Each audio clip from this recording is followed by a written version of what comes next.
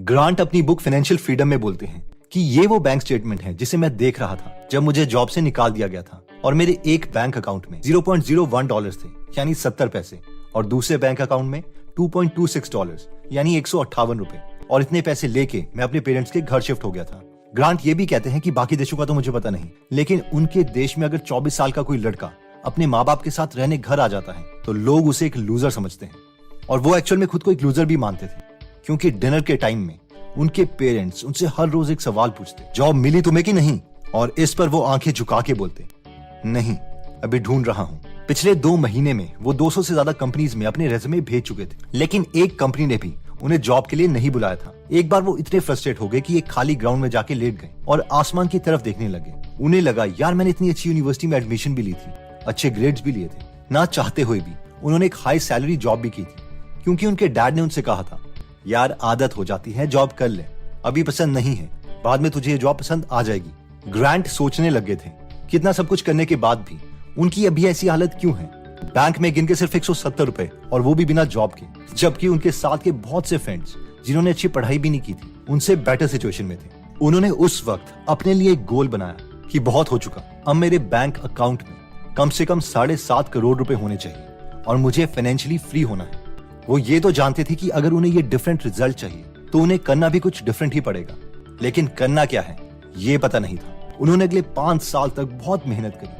उन्हें जो भी पर्सनल फाइनेंस बुक मिली उन्होंने पढ़ डाली। इस दौरान उन्होंने जॉब्स भी की, 2 कंपनीज भी खोली और फाइनली 5 साल के बाद उनके पास 7.5 करोड़ रुपए से ज्यादा थे। 150 रुपए से 7.5 करोड़ तक वो कैसे पहुंचे और बाकी लोग फाइनेंशियली फ्री कैसे हो सकते हैं, इस पर उन्होंने एक बुक भी लिख डाली जिसका नाम है financial freedom, A proven path to all the money you will ever need, जिसमें एक स्टेप दिया गया है जो उन्होंने किया और आज की ये वीडियो इसी बुक पर है। So let's start my dear sisters and brothers। उन्होंने इस जर्नी में नोटिस किया कि कोई भी इंसान फाइनेंशियली फ्री होने के लिए 7 स्टेजेस से गुजरता है और ये 7 स्टेजेस हैं। 1 क्लैरिटी, यानी वो स्टेज जहां पर हमें पता होना चाहिए कि अभी हमारी फाइनेंशियल पोजीशन क्या है और हमें जाना कहाँ है। जैसे ग्रांट को पता था कि उनके पास अभी 150 रुपए हैं और उन्हें 7.5 करोड़ रुपए चाहिए और ये अमाउंट कैसे निकाले इसके बारे में हम आगे बात करेंगे। सेकंड स्टेज है सेल्फ सफिशिएंसी, जहां पर हम अपना खर्चा खुद उठा सकते हैं, हमें हमारे पेरेंट्स या किसी और से फाइनेंशियल हेल्प की जरूरत नहीं है। बेशक ये ऐसा स्टेज है जहां हम 15,000 महीने के कमा रहे हैं और 15,000 ही हर महीने खर्च कर रहे हैं। थर्ड स्टेज आता है ब्रीदिंग रूम, यानी ऐसा स्टेज जहां पर हमने इतने पैसे सेव कर लिए हैं कि 1-2 महीने का अपना खर्चा हम उठा सकते हैं अगर अभी हमें कोई जॉब से निकाल भी दे तो। इसके बाद फोर्थ स्टेज आता है स्टेबिलिटी, यानी हम अपना सारा उधार दे चुके हैं और साथ में हमारे पास 6 महीने के एक्सपेंसेस जितना पैसा भी है। फिफ्थ स्टेज आता है फ्लेक्सिबिलिटी, यानी हमने अगले 2 साल के अपने खर्चे जितना पैसा जमा कर लिया है। सिक्स्थ स्टेज है फाइनेंशियल इंडिपेंडेंस, यानी वो स्टेज जहां ऑथर 5 साल में पहुंच गए थे। ये वो स्टेज है जहां पर हमें हमारी इन्वेस्टमेंट से ही इतना पैसा मिलता रहेगा कि हमें नॉर्मल खर्चों के लिए भी काम ना करना पड़े। इस वक्त हम कोई भी काम इसलिए कर रहे हैं क्योंकि वो हमारी हॉबी है, ना कि हमारी मजबूरी। 7th स्टेज आता है अबंडेंट वेल्थ, यानी हमारे पास अब इतने पैसे आ चुके हैं जो कि हम जिंदगी भर भी से खर्च नहीं कर पाएंगे। अब बस अपनी लाइफ जीनी है, अपनी फैमिली को, अपनी हॉबीज को टाइम देना है। अब हमें से बहुत से लोगों के मन में ये सवाल आ रहा होगा कि ये 7 स्टेजेस तो देख लिए फाइनेंशियल फ्रीडम के, लेकिन हमें करना क्या पड़ेगा फाइनेंशियली फ्री होने के लिए? और यही तो इंटरेस्टिंग पार्ट है। और इसके लिए हम आपको कुछ ऑसम थिंकिंग मॉडल्स देंगे जिन्हें हम यूज कर सकते हैं। सबसे पहले स्टार्ट करते हैं मेरे फेवरेट थिंकिंग मॉडल से, जो कि है thinking model number 1, time is more valuable then money. अच्छा एक बात बताओ, अगर एक 90 साल का कोई बुजुर्ग आदमी आपको बोले कि बेटा ये लो 100 करोड़ रुपए और तुम मुझे अपनी जवानी दे दो, यानी आप 90 साल के हो जाओगे और वो बुजुर्ग आपकी एज का, तो क्या आप उनसे 100 करोड़ की ये डील कर लोगे? यू आर राइट, आपने ठीक बोला, नहीं लोगे। क्यों? क्योंकि इस पैसे का हम इस एज में करेंगे क्या, और क्या पता अगले साल ही हम भगवान को प्यारे हो जाएं। और यही थिंकिंग मॉडल हर एक अमीर आदमी का होता है कि वो टाइम की टर्म्स में लाइफ के डिसीजंस लेता है, ना कि पैसे की टर्म्स में। आप बोलोगे कैसे? तो आइए कुछ सिचुएशंस एनालाइज करते हैं। क्रेड के फाउंडर कुणाल शाह बोलते हैं कि अगर आपको आपकी पर आवर की इनकम पता चल जाए कि वो 5,000 रुपए है, यानी आप हर घंटे 5,000 रुपए कमा रहे हो, तो क्या आप अभी भी 30 मिनट अपने इंटरनेट में वेस्ट करोगे ताकि आपको 200 रुपए का डिस्काउंट मिल जाए किसी फ्लाइट पर? In India, if you ask anybody what's your income per hour, they have no clue. Example, if you find out that your salary per hour is 5,000 rupees Does it make sense to spend 30 minutes to look for a 200 rupees discount for a flight ticket? I hope अगर हमें हमारी early value पता है तो हम अपने time से related सारे अच्छे डिसीजंस लेंगे। हम एक मेड रखना भी प्रेफर करेंगे जिससे हम अपना टाइम सेव कर सकते हैं, और साथ में मेड रखने से हम जॉब भी क्रिएट कर रहे हैं, क्योंकि इंडिया में लोग बहुत पॉवर्टी में रहते हैं, तो जिन्हें ऊपर उठाना भी हमारा फर्ज है। तो इन शॉर्ट पॉइंट यह है कि किसी भी चीज को करने से पहले उसमें टाइम इन्वेस्टमेंट के बारे में देखो, ना कि सिर्फ पैसों की इन्वेस्टमेंट के बारे में। 200 रुपए की टिकट बचाने से बेटर है कि अपना टाइम सेव कर लो। हाँ, मैं समझ गया। आपको क्या, मुझे भी यही सिखाया गया है कि बूंद बूंद से घड़ा भरता है, यानी 1-1 रुपए से सिक्के बनते हैं और उससे नोट बनता है।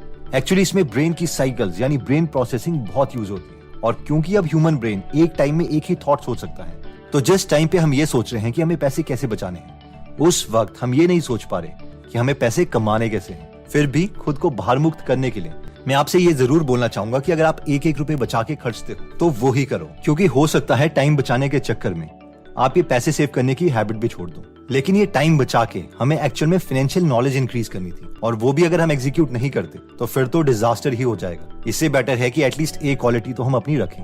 थिंकिंग मॉडल 2 नंबर कहता है कि व्हाट इज योर नंबर, यानी इन शॉर्ट हमें फाइनेंशियली फ्री होने के लिए कितने पैसे चाहिए। ओके, तो अभी तक जो हमारे पास नंबर है वो है ट्रिनिटी स्टडी के अकॉर्डिंग, जो कहता है कि अपनी एनुअल एक्सपेंसेस का 25 गुना पैसा इकट्ठा कर लो और उसे इंडेक्स फंड या फिर किसी और इन्वेस्टमेंट व्हीकल में ग्रो करने के लिए डाल दो। और थ्योरेटिकली अगर हम इसमें से 4% पैसा पूरी जिंदगी भी निकालते रहेंगे तो भी वो कभी खत्म नहीं होगा।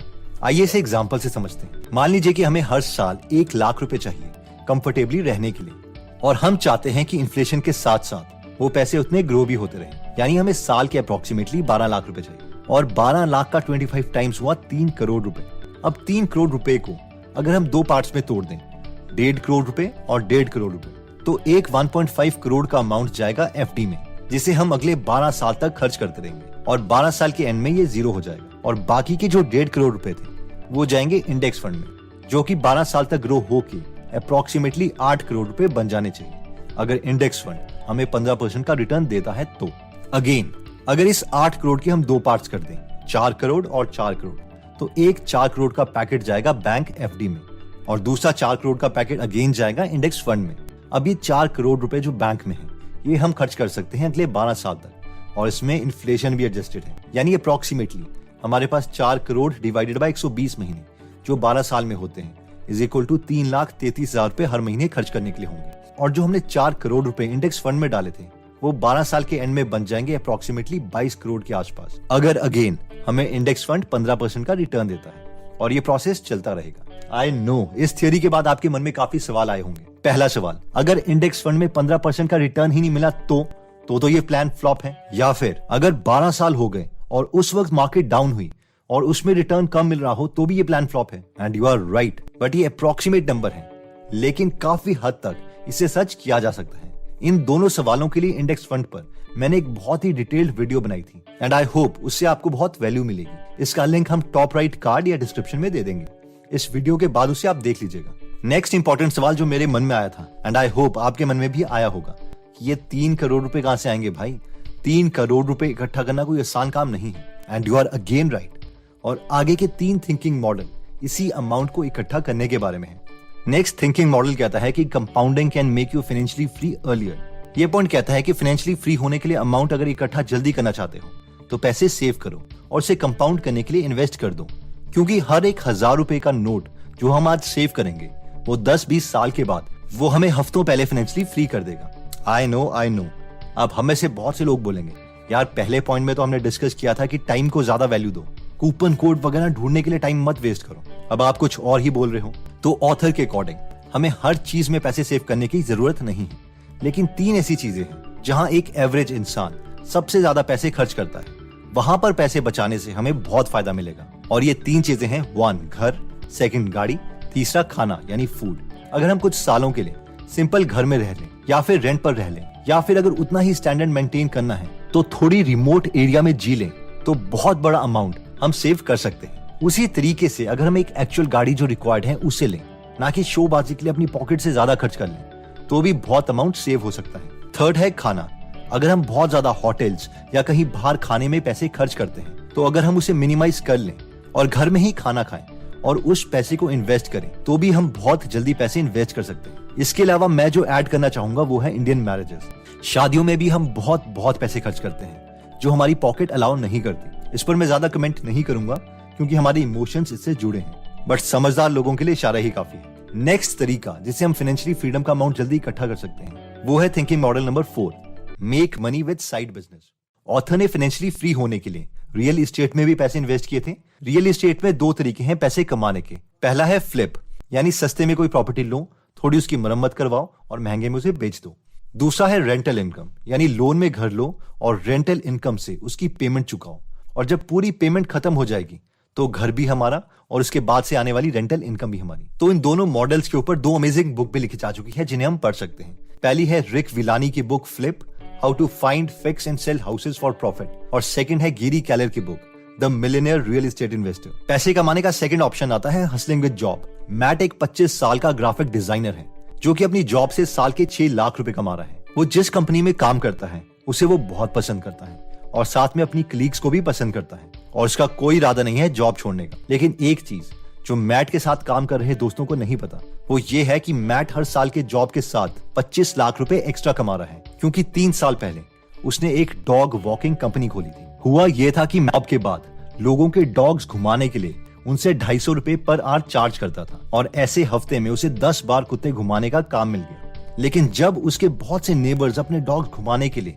उसे कॉल करने लग गए तो उसे रियलाइज हुआ कि ये एक अच्छा बिजनेस बन सकता है और इसलिए उसने एक प्लेटफॉर्म बनाया, एक एप्लीकेशन बनाई जहां पर जो स्टूडेंट्स एक्स्ट्रा पैसे कमाना चाहते हैं डॉग्स को घुमाने के लिए वो उस एप्लीकेशन में रजिस्टर कर सकते हैं। साथ में डॉग ओनर्स भी उस एप्लीकेशन में रजिस्टर कर सकते हैं जिसके लिए मैट उनसे चार्ज करता था। और इसी तरीके से इस सिंपल बिजनेस आइडिया से मैट अपनी जॉब से 4 गुना एक्स्ट्रा पैसे कमा लेता है और कुछ ही सालों में वो फाइनेंशियली फ्री भी हो जाएगा। ऑथर कहते हैं कि जॉब के बाद नेटफ्लिक्स में मूवीज देखने से अच्छा है कि हम कोई साइड बिजनेस स्टार्ट कर दें। हम काम कर सकते हैं जैसे कि designing, Photoshop, Facebook advertising, editing, researching, coding etcetera. Author ने दोनों रियल एस्टेट और बिजनेस खोले थे, तो अगर हम भी चाहते हैं तो हम ये हाइब्रिड अप्रोच फॉलो कर सकते हैं। नेक्स्ट थिंकिंग मॉडल कहता है कि learn to sell stuff. Author कहते हैं कि जो सबसे बड़े स्किल मैंने सीखे हैं पिछले कई सालों में वो है कि हम सेलिंग कैसे कर सकते हैं। ऑथर का मानना है कि प्रोडक्ट हम किसी से भी बनवा सकते हैं, उसके लिए लोग भी हायर कर सकते हैं, लेकिन सेलिंग आपको खुद आनी चाहिए क्योंकि बिजनेस में सबसे इंपॉर्टेंट स्किल यही है। अगर आप सेलिंग सीखना चाहते हैं तो डैन कैनेडी की book the ultimate sales letter पढ़ सकते हैं, रॉबर्ट चालिंदनी की book influence the psychology of persuasion या फिर प्रीसुएजन पढ़ सकते हैं।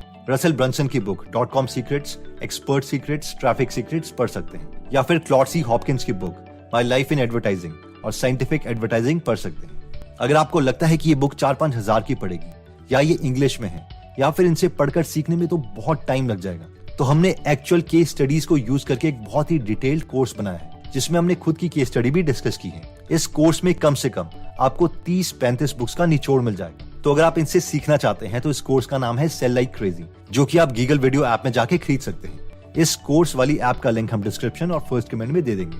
तो दोस्तों, इस वीडियो में हमने सबसे पहले बात की थी कि जब भी हम फाइनेंशियली फ्रीडम अचीव करेंगे तो हमें 7 स्टेजेस से गुजरना पड़ेगा, जिसमें पहला था क्लैरिटी, यानी जहां पर हमें पता चल जाता है कि हमें टोटल कितना अमाउंट चाहिए फाइनेंशियली फ्री होने के लिए। सेकंड है सेल्फ सफिशिएंसी, जहां पर हम इतने पैसे कमा लेंगे कि हमें किसी से भी फाइनेंशियल हेल्प की जरूरत नहीं है। थर्ड है ब्रीदिंग रूम, यानी हमारे पास अगले 1-2 महीने के पैसे सेव्ड हैं। फोर्थ है स्टेबिलिटी, जहां पर हमारे पास 6 महीने के पैसे सेव्ड हैं। फिर है फ्लेक्सिबिलिटी, जहां पर हमने अपना सारा उधार चुका दिया है और 2 साल के पैसे सेव्ड हैं। फिर है सिक्स्थ फाइनेंशियल इंडिपेंडेंस, जहां पर हमारे एसेट्स या हमारा सेव किया हुआ पैसा हमें इतने पैसे कमा के दे सकता है कि हमारे जिंदगी भर के खर्चे इन्हीं इन्वेस्टमेंट से आते रहेंगे। सेवंथ है अबंडेंट वेल्थ, यानी हम कुछ ज्यादा ही पैसे जोड़ चुके हैं जिसे हम जिंदगी भर भी खर्च नहीं कर पाएंगे और बस अब अपनी फैमिली और अपनी हॉबीज को टाइम देना है। इसके बाद हमने डिस्कस किया था कि हम एक स्टेज से दूसरे स्टेज को पार कैसे करेंगे, जिसके लिए हमने थिंकिंग मॉडल्स देखे थे। जिसमें सबसे पहला थिंकिंग मॉडल था कि time is more valuable then money, यानी हमेशा ये सोचो कि जो भी टाइम हम किसी चीज में देने जा रहे हैं वो हमारी आर्ली वैल्यू से ज्यादा है या नहीं। अगर नहीं तो उस टाइम को कहीं यूजफुल जगह इन्वेस्ट करो। सेकेंड थिंकिंग मॉडल में हमने देखा था कि अगर हम अपने एनुअल एक्सपेंसेस का 25 गुना पैसा इकट्ठा कर लेते हैं तो वो एक अप्रोक्सीमेट नंबर है जो हमें फाइनेंशियली फ्री कर सकता है। इसमें हमने इंडेक्स फंड्स की बात की थी, जिसकी डिटेल्ड वीडियो मैं डिस्क्रिप्शन में दे दूंगा। नेक्स्ट थिंकिंग मॉडल था कंपाउंडिंग, यानी हर एक 1000 रुपए का नोट जो अभी हम इन्वेस्ट करते हैं वो हमें एक हफ्ते पहले फाइनेंशियली फ्री कर सकता है। तो इसलिए बड़े खर्चे हम बचा सकते हैं जहां पर हम पैसे वेस्ट करते हैं। वो है घर, गाड़ी, बाहर जाके महंगे खाना खाना और मैरिजेस। नेक्स्ट थिंकिंग मॉडल था साइड हसल, यानी या तो हम रियल एस्टेट में इन्वेस्ट कर सकते हैं या फिर अपना साइड बिजनेस स्टार्ट कर सकते हैं, जिससे हमारी फाइनेंशियल जर्नी जल्दी कंप्लीट हो जाएगी। नेक्स्ट थिंकिंग मॉडल था लर्न टू सेल स्टफ, कि बिजनेस में सबसे बड़ी स्किल यही है कि बिजनेस में चीजों को सेल कैसे करें।